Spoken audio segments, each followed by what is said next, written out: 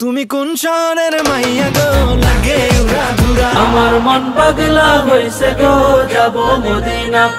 কি কস তুই গাইস এবার শাকিব খানের তুফান মুভির লাগে উড়াধুরা গানের ইসলামিক ভার্সন গাইলেন হাবিবুল্লাহ তাহসিন। তো গাইস আজকের এই ভিডিওতে আমরা দেখে নেব হচ্ছে লাগে উড়াধুরা গান সেরা নাকি হাবিবুল্লাহ তাহসিনের গজলটি সেরা। সো গাইস আজকের ভিডিওটি খুবই ইন্টারেস্টিং হতে চলেছে। সো গাইস আজকের ভিডিওটিতে একটা লাইক দিয়ে চ্যানেলটিকে সাবস্ক্রাইব করে পাশে থাকা বেল আইকনটি বাজিয়ে পুরো ভিডিওটি শুরু থেকে শেষ পর্যন্ত দেখতে থাকুন। তাহলে চলুন বন্ধুরা আর বেশি দেরি না করে মূল ভিডিওটি শুরু করা যাক। এই সময় কম, শুরু করো। ঠিক আছে গাইস কিছুদিন আগে প্রকাশ পেয়েছে মেগাস্টার শাকিব খানের তুফান মুভির লাগে উড়াধুরা গানটি। গাইস শাকিব খানের এই গানটি আপলোড হওয়ার পরই সোশ্যাল মিডিয়াগুলোতে ব্যাপক সাড়া ফেলেছে, এমনকি দর্শকবৃন্দরা অনেক সমালোচনাও করছে। এই গানটি নাকি কপি করা একটি গান। গাইস এদিকে উড়াধুরা গানের সুর প্রায় সকলেরই চেনা জানা। এটি বাউল রাজ্জাক দেওয়ানের লেখা ও সুর করা গান আমার ঘুম ভাঙায় গেল রে মরা কোকিলে গান থেকে কপি করে নেওয়া। গাইস এটা বোঝানোর জন্য গানের ডেসক্রিপশনে রাজ্জাক দেওয়ানের নাম যুক্ত করা হয়েছে।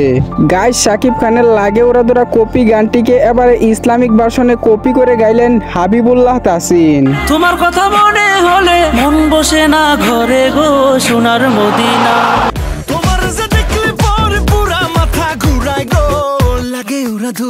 এমনিতে উড়াধুরা গানটি একটি কপি গান, তারপরে আবার হাবিবুল্লাহ তাহসিনে পাই টু পাই কপি করে গিয়েছেন। মদিনা মদিনা তোমারে দেখিয়া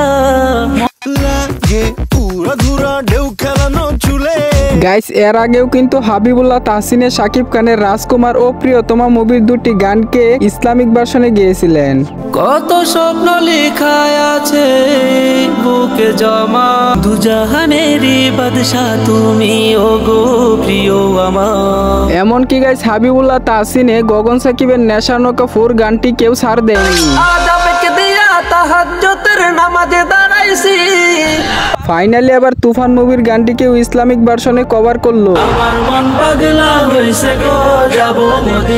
তো গাইস এই গজলটি কিন্তু আমার কাছে অনেকটাই ভালো লেগেছে, তবুও এই গজলটির একটি ব্যাড দিক আমার কাছে রয়েছে। আহারে এতটাই অধপতন হলো যে গজলের সুর করার জন্য না জানি কতবার এই গানটা শুনতে হয়েছিল এই ব্যক্তিকে। ইসলামিক শিল্পীরা যদি এভাবে গানের সুর নকল করে গজল গাইতে থাকে তাহলে কেমন যে বেশি দূরে নয় তা বোঝাই যাচ্ছে। এখন কথা হচ্ছে এসব গজল শুনলে তো আগে আমার আপনার সবারই গানের কথা মনে পড়বে, অনেকে এই গজল শুনে গানটাও কিন্তু শুনবে। মূলত এই গজলটি মানুষকে মদিনার দিকে নয় গানের দিকে আকৃষ্ট করবে। আল্লাহ এসব শিল্পী ও সুরকারদের অধপতন থেকে রক্ষা করুক, আমিন। একটা সময় ছিল গজল শুনে আল্লাহর কথা স্মরণ হতো, আল্লাহর ভয় দিলে আসতো, কিন্তু এখন তো সর্বপ্রথমে গানের কথাই মনে আসে।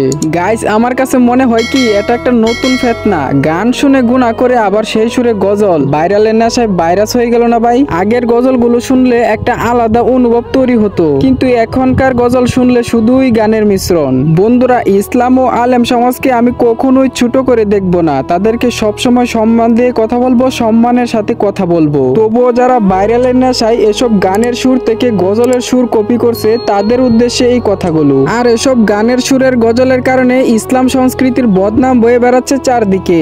আল্লাহ পাক রব্বুল আলামিন আমাকে আপনাকে ও এসব ইসলামিক শিল্পীকে হেদায়েত হওয়ার তৌফিক দান করুক। সবাই কমেন্টে আমিন লিখে যাবেন। তো গাইস আপনার কাছে তুফান সিনেমার গান বেশি ভালো লেগেছে নাকি গান থেকে কপি করা ইসলামিক ভার্সনের গজলটি বেশি ভালো লেগেছে? অবশ্যই কমেন্ট করে জানাবেন।